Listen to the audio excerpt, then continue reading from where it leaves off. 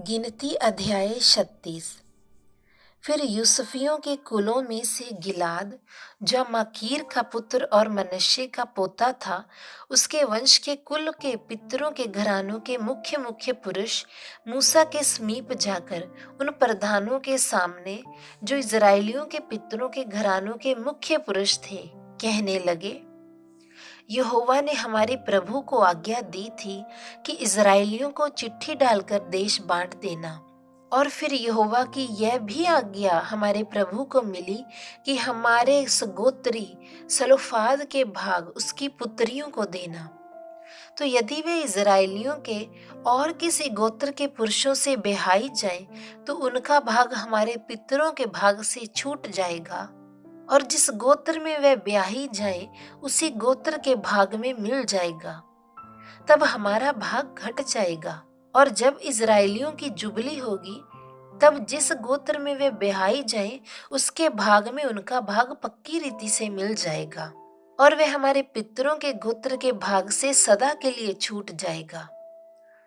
तब यहोवा से आज्ञा पाकर मूसा ने इज़राइलियों से कहा, यूसुफियों के गोत्री ठीक कहते हैं।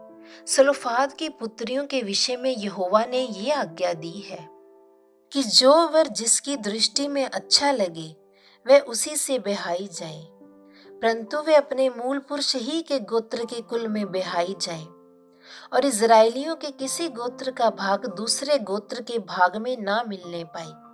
इज़राइली अपने अपने मूल पुरुष के गोत्र के भाग पर बने रहे।